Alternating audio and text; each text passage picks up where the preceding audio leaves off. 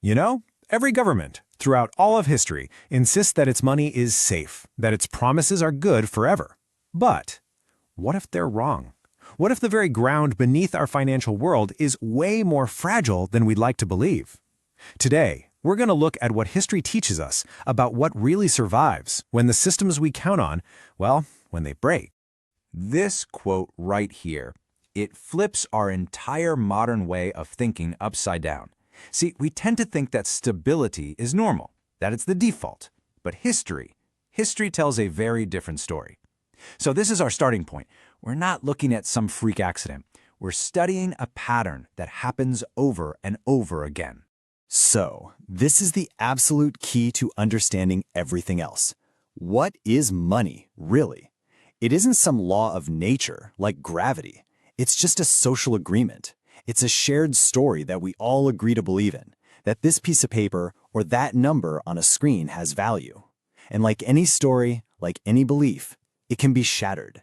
And when that trust disappears, poof, the money disappears with it. Okay, so this is the real question, isn't it? If collapse is the rule and money is just a fragile layer of trust, what are you supposed to do? Well, the answers aren't going to be in some stock market forecast. They're buried in the past. We're going to unpack 3 huge lessons from history that basically give us a playbook for how to survive this. All right, let's really establish this rule of collapse. It means we've got to shift our thinking from if a system fails to when it fails. And then we've got to ask, who are the ones that actually make it through to the other side? And this is such a critical mindset shift. The people who successfully got through these massive crises, they weren't the optimists. They weren't the ones who just blindly believed every official promise. Nope, they were the realists, maybe even the pessimists, the skeptics who understood just how fragile the system was and prepared for it. Our first lesson shows exactly what that looks like. So, for our first lesson, we're going way back to one of the longest-lasting empires in history, Byzantium, and it shows us the temptation that governments just can't seem to resist, the temptation to secretly dilute their own money. For hundreds and hundreds of years, this coin, the solidus, was basically the US dollar of its day. It was accepted everywhere because it was completely reliable. Its value wasn't based on some government promise, it was based on the actual physical gold packed inside the coin. It was the definition of rock solid. But as you can see on this timeline, the decay sets in. The empire gets into trouble. Wars, political chaos, the usual. They desperately need money. So what do? They start cheating. They start secretly mixing cheaper metals into those pure gold coins, watering down the value to pay their bills. Over a century, the world's most trusted currency becomes almost worthless, until finally, in 1092, they had to scrap it and start over. So who made it through this mess? Well, it sure wasn't the people holding stacks of the official solidus. Their wealth just vanished. The survivors were the ones who had been quietly diversifying into things the government couldn't print or dilute. Physical gold, land, other real goods. They put their trust in tangible assets, not in political authorities. All right, so our second lesson shows it is not just about slow decay. Sometimes a sudden shock can completely reorder the entire economy, creating huge winners and losers almost overnight. It is almost impossible to wrap our heads around the scale of the Black Death. I mean, just imagine half of everyone gone in just a few years. This wasn't just a health crisis. It was an economic event on a scale we can't even fathom. And here's the crazy, unexpected outcome. With half the labor force wiped out, the workers who survived were suddenly incredibly scarce and incredibly valuable. Peasants could suddenly demand wages that were unimaginable just a decade earlier. The entire balance of economic power was just completely flipped on its head. Now, if a sudden global crisis that completely reorders the economy sounds, well, eerily familiar, it should. The COVID-19 pandemic, while thankfully nowhere near as deadly, was a similar kind of economic shockwave. It really was history rhyming. So when we were faced with lockdowns and all that supply chain chaos, what did governments do? They fired up the money printers and pumped trillions of dollars into the economy. And all that new money, combined with the disruptions, didn't just keep things afloat, it sent asset prices to the moon. Look at housing, for instance. It just exploded. And here is the timeless connection between these two events. During the Black Death, survivors who had valuable skills or goods came out way ahead. During COVID, those who had cash reserves or existing assets were able to scoop up stocks and property while others just tried to stay afloat. The lesson is kind of brutal, but it's clear. A crisis is an accelerant. It enriches those who are prepared, and it absolutely devastates those who aren't. Okay, this brings us to our third and final lesson, this one from 14th century Florence. And it's a direct challenge to one of our most deeply held modern beliefs, the idea that our biggest financial institutions are safe. Think of Florence back then as the Wall Street of the Renaissance. The whole scene was dominated by these two massive banking families, the Bardi and the Peruzzi.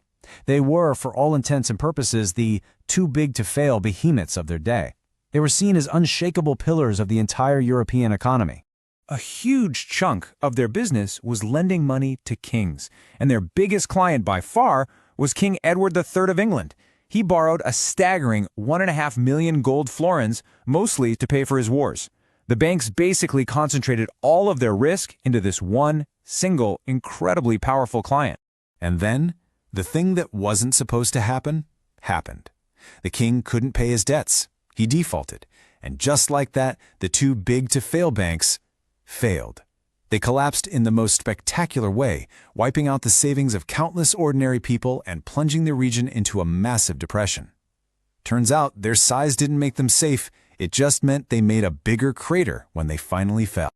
So, we've looked at debased coins, a global plague, and a banking collapse. After all that, what's the common thread? What if these stories really taught us about what survives when the money we trust fails?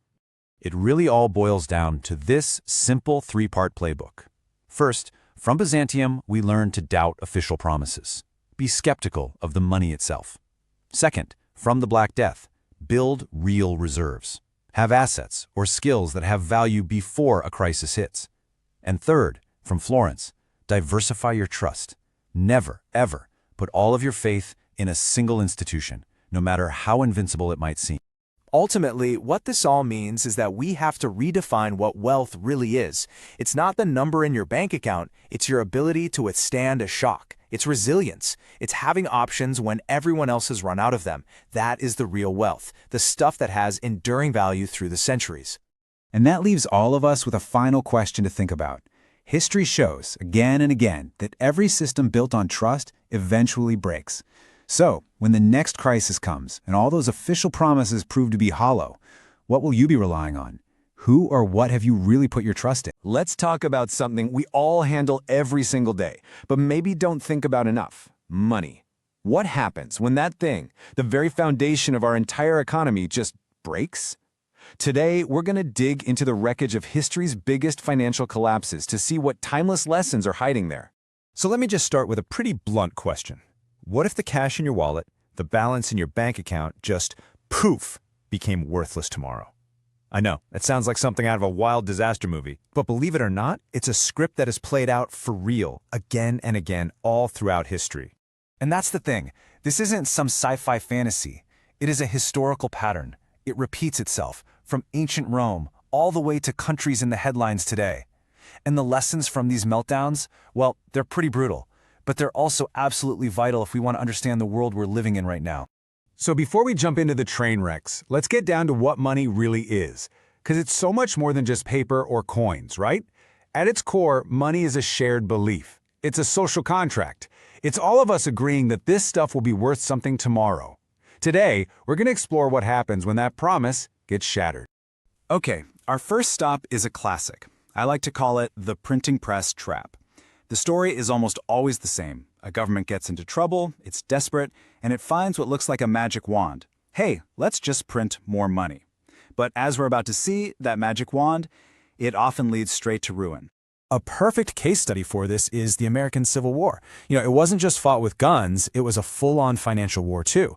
To pay for everything, both the Union and the Confederacy just cranked up the printing presses, flooding the economy with paper money that wasn't really backed by anything solid like gold.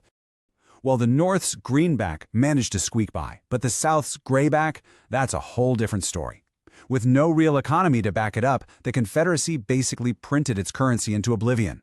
By the time the war was over, a Confederate dollar was worth less than 2 cents. It was, for all intents and purposes, just paper. And this was not a one-off thing. Just a few decades earlier, revolutionary France found itself drowning in debt and fell into the exact same trap. They started printing paper money called assignats, and they swore it was backed by all the church lands they had seized. But you know how this goes. The temptation to just print a little more, and then a little more, was way too strong. As billions of these assignats flooded the country, their value just plummeted. By 1796, they were worth a jaw-dropping 0.25% of their original value.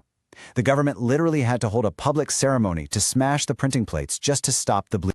So when you put these two stories right next to each other, the pattern just jumps out at you.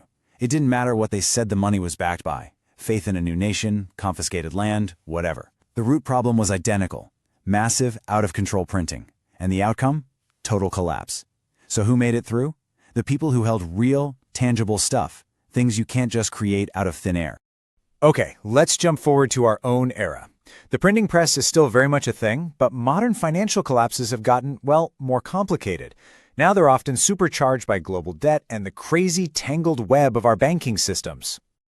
The 1997 Asian financial crisis is just a brutal reminder of how fast things can unravel in today's world. A bunch of these countries had taken on huge debts, but they were denominated in US dollars. The moment Thailand's currency peg broke, it was like a fire in a movie theater. Total panic. Suddenly their debts exploded in size, and the crisis spread like a virus, needing a massive international bailout to stop it from going global. But, a collapse doesn't always come from some external shock. Sometimes the rot is on the inside. A perfect and tragic recent example is Lebanon. In 2019, after years and years of absolute mismanagement, its entire banking system just imploded. The human cost in these situations is just, it's hard to even wrap your head around. This quote from a Reuters report really paints the picture. Just let that sink in for a second. Your entire income, the money you used to feed your family, wiped out almost overnight. Looking at this chart, it's not just a line on a graph, is it? It's the story of millions of lives just being completely upended. People were literally locked out of their own bank accounts, forced to watch as their life savings basically turned into digital dust. So after looking at all this wreckage, what can we actually learn? Are there common threads that connect all these different disasters? And the answer is a huge yes. History has actually left us a kind of playbook, a survivor's guide, if you will. When you really look close, you see the same patterns over and over.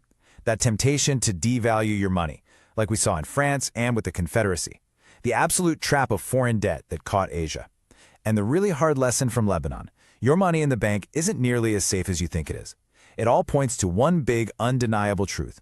Real, lasting value is in stuff that a government or a bank can't just print or delete.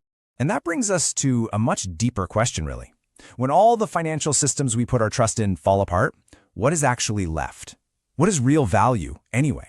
Well, history seems to suggest that the answer is a little different than what we're taught to believe. In a real crisis, true wealth isn't just about the financial assets you own or the numbers you see on a screen. Maybe, just maybe, the most resilient and powerful form of wealth isn't something you have, but something you can do. Your skills, your know-how, your ability to actually create something useful, that has a value that no currency crisis can erase. And you see this play out every single time. When the French assignat or the Confederate grayback became worthless paper, you know what? People still needed to eat. They still needed tools fixed, and they still needed things built. The people with practical skills, the baker, the farmer, the artisan, their value to the community didn't disappear. In fact, they thrived. And that's really the big takeaway for today. The next crisis, whatever it is, will probably look totally different on the surface. But the fundamental patterns of how these systems work and how people react, those will be eerily familiar. We can't predict the future, but by understanding the past, we can become more resilient. We can learn not just how to survive the next storm, but maybe even how to come out stronger on the other side.